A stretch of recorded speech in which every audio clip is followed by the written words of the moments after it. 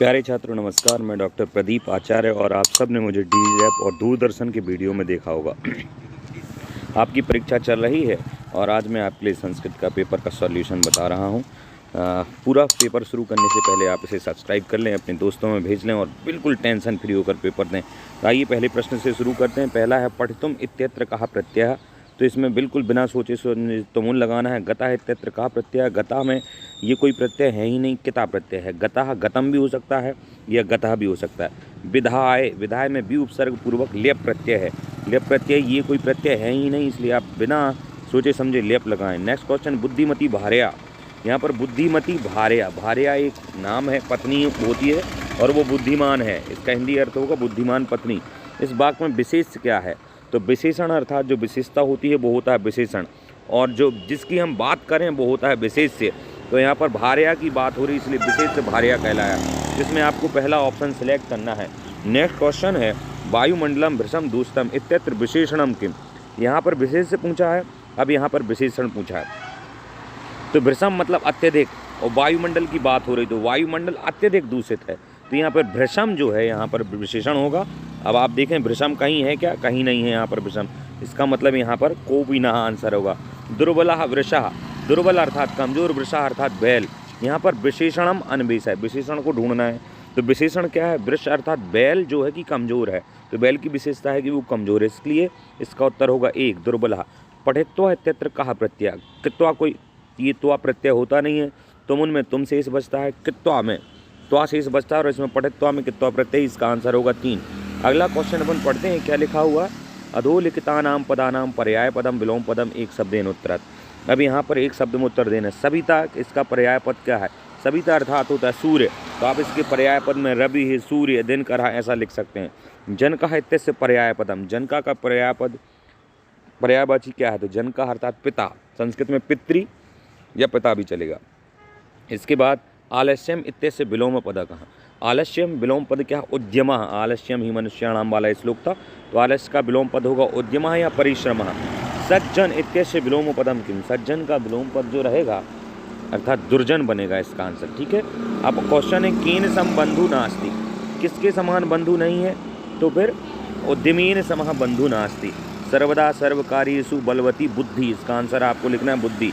एक शब्द में उत्तर देना है तो बुद्धि अकेले लिख के काम चल जाएगा, अगर ज़्यादा में होता तो आपको वैसे लिखना होता। भामिनी कया विमुक्ता, भामिनी बुद्धिया विमुक्ता या स्वविद्या विमुक्ता। अगर ये आपको कठिन लग रहा है तो आप इसका आंसर दे दें। पर्वम आरोग्यम कस्मात, पंचमी में आंसर पूछा तो पंचमी में ही आंसर लिखना है आपको। व्यायामात और आधाता लास्ट में पंचमी में जोड़ना है। जिस तरीके से क्वेश्चन पूछा वैसे ही उसी विभक्ति में आंसर देना है। अगला क्वेश्चन अगर वो भी नहीं बन रहा है तो अहम कस्मै जीवनम काम्ये, अहम मानवाय जीवनम काम्ये। ठीक है। अगला क्वेश्चन अगर वो नहीं बन रहा है तो गुणी किम वेत्ति, बहुत IMP प्रश्न है। गुणी गुणम वेत्ति, बलि बलम वेत्ति, इस श्लोक में भी है। सदा का पथ्या, तो व्यायामः सर्वदा पथ्या या व्यायामः सर्वदा पथ्या। नराणाम, ये गलत छपा हुआ है, नराणाम प्रथमो शत्रु का, तो नराणाम प्रथमो शत्रु क्रोधा, क्रोधो ही शत्रु प्रथमो नराणाम, उस श्लोक से यह प्रश्न आया है। अगला प्रश्न देखते हैं, खालिस्तान बिना इदम दुष्कर्म कहा कुर्यात्। बिना के योग में या तो तृतीय विभक्ति होती है या द्वितीय पंचमी। यहाँ पर इसमें षष्ठी इसलिए नहीं रहेगा। चंदन दासेन, इसमें ये विभक्ति होगी।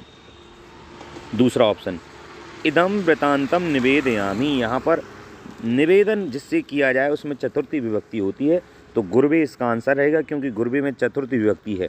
गुरु में तो षष्ठी हो गई इसलिए कट जाएगा। अगला क्वेश्चन देखते हैं, आर्यस्य खालिस्तान अखंडता में वाणिज्य। आर्य के अखंडिता, यहाँ तत्पुरुष से है तो पंचमी। आर्य के प्रसाद से, प्रसादेन अखंडिता, यहाँ पर आर्य के प्रसाद के कारण से अखंडिता है, प्रसादात नहीं, तो यहाँ पर ये प्रसादेन रहेगा। अलम, अलम शब्द के योग में या तो चतुर्थी होती है या फिर तृतीया होती है। यहाँ पंचमी इसलिए तो कट गया, कलहीन बचा, अर्थात अलम कलहीन, विवाद मत करो, कलह मत करो। वीर खालिस्तान रक्षति,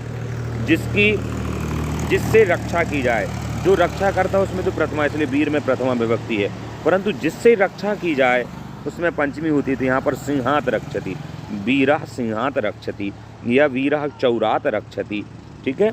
छात्रा खालिस्तानम प्रश्नम प्रक्षति, जिससे प्रश्न पूछा जाता है उसमें द्वितीय विभक्ति होती है। छात्रा आचार्यम प्रश्नम पृच्छति, ये आंसर हो जाएगा। अब आपको सही गलत बताना है इसके, देख लेते हैं। आपको यहाँ विभक्ति में एक दो चीज़ें और ध्यान रखनी है।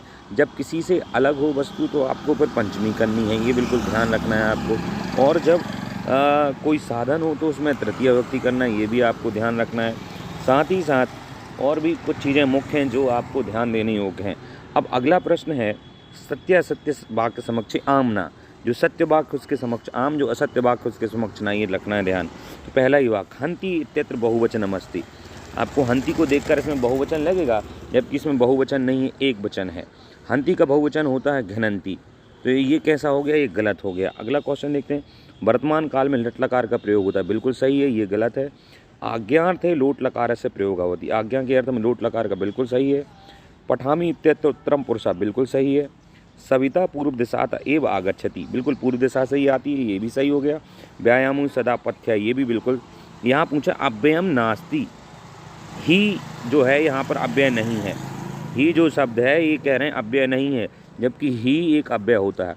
कोई भी नाम और कोई क्रिया छोड़ के लगभग सभी अव्यय होते हैं। अर्थात किसी वस्तु जाति गुण का नाम छोड़ दो, कोई भी नाम हो, चाहे पत्थर हो, ईमानदार हो, राम श्याम, ये नाम कहलाए। तो नाम कोई भी अव्यय नहीं होता, कोई भी क्रिया अव्यय नहीं होती, जो भी शेष बचा वो अव्यय होता। तो ही एक अव्यय है, परंतु इन्होंने नास्ति लिखा इसलिए गलत हो गया। इस प्रकार से ये हमने सही गलत देखे। अब देखते हैं युग्म मेलन। युग्म मेलन अर्थात सही जोड़ी मिलाना है। सही जोड़ी मिलाने का सही तरीका है, पहले एक बार अपन ने प्रकृति रेव पढ़ा, अब यहाँ पर हमने ऑप्शन मिलाया प्रकृति रेव, इसका अलग अलग करेंगे तो हो जाएगा प्रकृति एव। व्यंजन संधि बिल्कुल नहीं, क्योंकि प्रकृति के अंत में विसर्ग था और विसर्ग का बन गया रा, विसर्ग संधि, तो इसमें बिल्कुल विसर्ग संधि है, इसका प्रकृति का बन गया विसर्ग संधि। अगला देखते हैं स्यान नईव अर्थात स्यात एव, इसकी जोड़ी बनेगी। और इति उक्त्वा की जोड़ी बनेगी यण से। न उत्थिता की जोड़ी बनेगी नोत्थिता, यहाँ पर इन्होंने नहीं दिया है, परंतु नोत्थिता ऑप्शन नीचे दिया होगा मेरे ख्याल से, ये गुण संधि, ठीक है।